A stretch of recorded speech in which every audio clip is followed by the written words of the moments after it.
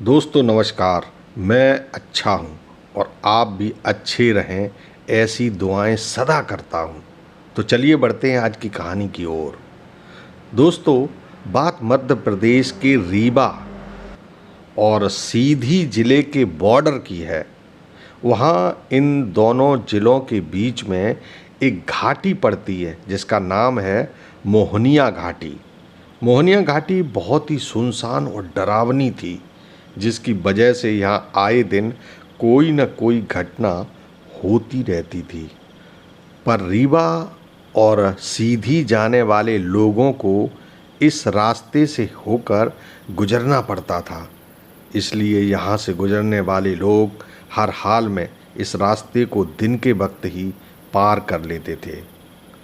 उस वक्त रात को इस घाटी से गुजरना मतलब अपनी जान को जोखिम में डालना था। बात पुरानी है, मुझे याद है वह अगस्त का महीना था। मुझे किसी आवश्यक काम से सीधी जाना पड़ा। रात के 12 बज रहे थे। मैं थोड़ा डरपोक किस्म का व्यक्ति हूँ, इसलिए कुछ ज़्यादा ही घबरा रहा था, लेकिन जाना बहुत ज़रूरी था। तो मैंने अपनी यह समस्या अपने एक दोस्त को बताई। मेरे दोस्त ने जब इस घाटी का नाम सुना तो वह बहाने बनाने लगा, पर मैंने उसे किसी तरह साथ चलने के लिए तैयार कर लिया। मेरे पास बाइक थी, उसी में हम दोनों सीधी जाने के लिए रात को 12:12 पर घर से निकल पड़े। मैं गाड़ी चला रहा था और मेरा दोस्त पीछे की सीट पर बैठा हुआ था। वह बेमन से मेरे साथ जा रहा था, क्योंकि उसे भी रात को इस घाटी को पार करने में डर लग रहा था। दरअसल एक बार उसके गांव के कुछ लोग इसी घाटी से होकर रात को रीवा आ रहे थे, लेकिन वे सभी के सभी लापता हो गए, जिनका आज तक कुछ अता पता नहीं चला। उस गांव के लोगों का मानना है कि इस घाटी में रात को घूमने वाले भूतों ने उन लोगों को अपने साथ मिला लिया। मेरे दोस्त ने यह किस्सा मुझे सुनाया था, इसलिए हम दोनों को वह किस्सा बार बार याद आ रहा था और इसलिए हम लोगों का डर साथ में आसमान पर था। मैं और मेरा दोस्त हम बाइक पर बैठकर सीधी के लिए निकल रहे थे। आधे घंटे के बाद वह डरावनी घाटी हमारे सामने थी। अब हमें उस घाट वहाँ पहुँचकर हमने चारों तरफ नज़र दौड़ाई, पर मुझे वहाँ दूर दूर तक कोई भी नज़र नहीं आया। ना ही कोई आती हुई गाड़ी दिख रही थी और ना ही कोई जाती हुई। एकदम धूप, अंधेरा और सन्नाटा पसरा हुआ था। हम दोनों ने हिम्मत बांधी और घाटी के उस रास्ते को पार करने के लिए आगे बढ़ने लगे। कुछ ही देर बाद हम घाटी की ऊंची पहाड़ी पार कर रहे थे। पहाड़ी का वह रास्ता बहुत ही पतला और खतरनाक था। वहाँ एक तरफ तो ऊंचे ऊंचे पहाड़ थे जिनमें काफ़ी घने पेड़ खड़े थे और दूसरी तरफ गहरी खाई थी। जरा भी निगाह चूके तो मौत निश्चित मानो। अब हम डरते डरते उस घाटी को पार कर रहे थे। कभी कभी जंगली जानवरों की आती आवाज़ें माहौल को इतना डरावना बना रही थीं कि उस खौफ को बयान करने के लिए मेरे पास शब्द नहीं है। तभी मैंने अपनी बाइक के मिरर से देखा कि पीछे से एक बाइक आ रही है। किसी अन्य बाइक को आता देख हमें थोड़ी तसल्ली हुई कि चलो हम यहाँ पर अकेले नहीं हैं, कोई तो है इस रास्ते पर। थोड़ी ही देर में वो बाइक हमारे बगल से होकर गुजरी। उस बाइक को एक 30-35 साल का आदमी चला रहा था और उसके पीछे एक औरत बैठी थी। उस औरत का पल्लू हवा में उड़ रहा था। मुझे लगा कि कहीं उसका पल्लू गाड़ी में न फंस जाए, इसलिए मैंने गाड़ी की रफ्तार बढ़ाई और उनकी बराबरी में आकर पीछे बैठी उस औरत से कहा, बहन जी, आपका पल्लू हवा में उड़ रहा है, कहीं गाड़ी में न फंस जाए, तो आप उसे संभाल लीजिए। ऐसा बोलकर मैं आगे बढ़ गया। अब मेरा दोस्त मुझे डांट रहा था कि इतनी रात को क्या ज़रूरत थी समाज सेवा करने की। पता नहीं कौन अनजान लोग हैं, क्यों रात को अनजान और डरावनी जगह पर अजनबियों से बात कर रहे हो। ऐसा बोलकर मैं आगे बढ़ गया। अब मेरा दोस्त मुझे डांट रहा था। इतनी रात को क्या ज़रूरत थी समाज सेवा करने की।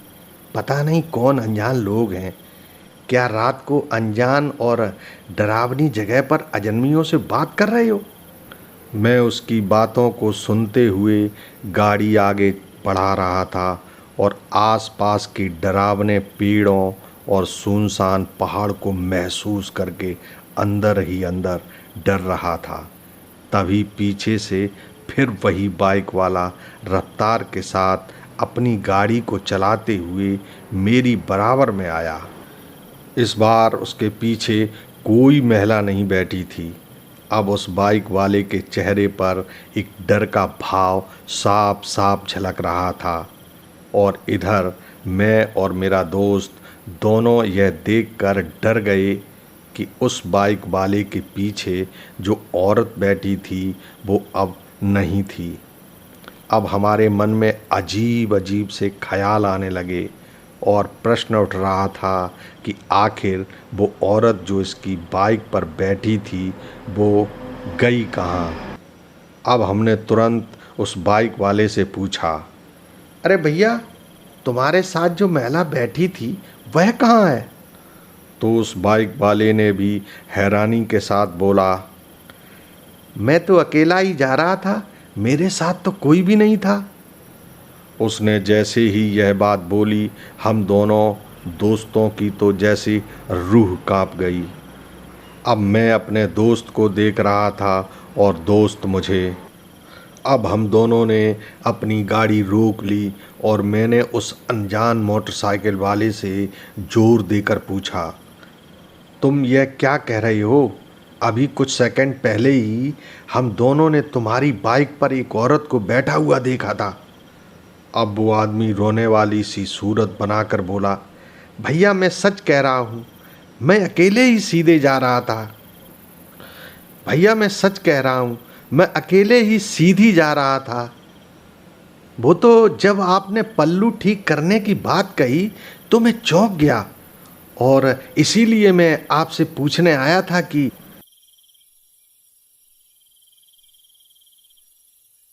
आप किसे पल्लू ठीक करने के लिए कह रहे थे।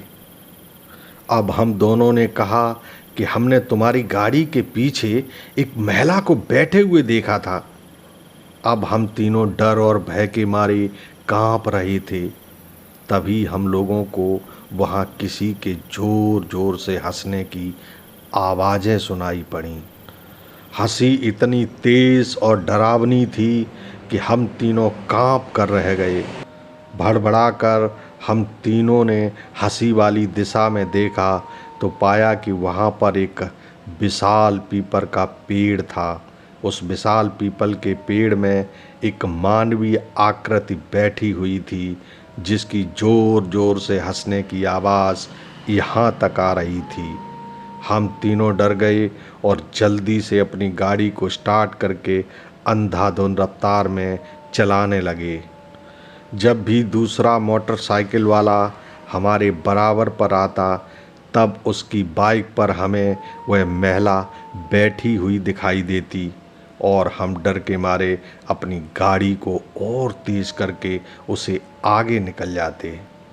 अब वह गाड़ी वाला भी स्थिति को भांप गया था और इसीलिए वह भी अपनी गाड़ी की रफ्तार बढ़ाकर हर बार हमारे पास ही रहने की कोशिश कर रहा था। लगभग आधे घंटे के जद्दोजहद के बाद हम मोहनिया घाटी के दूसरी तरफ पहुंच चुके थे। मोहनिया घाटी की दूसरी तरफ एक बहुत ही पुराना हनुमान जी का मंदिर है। वहाँ पहुँचते ही उस भूतनी की साया अब हमसे दूर हो चुका था। अब जो गाड़ी हमारी भारी चल रही थी वो फिर से ठीक चलने लगी। अब हम तीनों ही सुबह होने तक वहीं उस मंदिर में रुके रहे और सुबह 5 बजने का इंतज़ार करते रहे। इसके बाद 5 बजने के बाद ही वहाँ से आगे की यात्रा हमने प्रारंभ की। मंदिर पर रुकने के दौरान बुजुर्ग पुजारी ने बताया था कि मोहनिया घाटी में एक भूतनी रहती है जो कभी प्राण घातक हमले तो नहीं करती, पर रात को पहाड़ी से गुजरने वाले यात्रियों को परेशान बहुत करती है। दोस्तों, अब तो वहाँ मोदी सरकार ने एक टनल बनवा दिया है जिसकी वजह से मोहनिया घाटी का रास्ता नहीं चुनना पड़ता है। मोहनिया घाटी में बने इस टनल से मात्र 4 मिनट में यात्रा पूरी की जा सकती है। तो दोस्तों, आज के लिए बस इतना ही। कल फिर मिलेंगे ठीक शाम 6 बजे एक नई कहानी के साथ। दोस्तों, अभी तक आपने अगर मेरा चैनल सब्सक्राइब नहीं किया है तो प्लीज़ कर लें ताकि नए वीडियो का नोटिफिकेशन आप तक जल्दी पहुंचे और आपको मेरी नई कहानी सुनने को मिल जाए।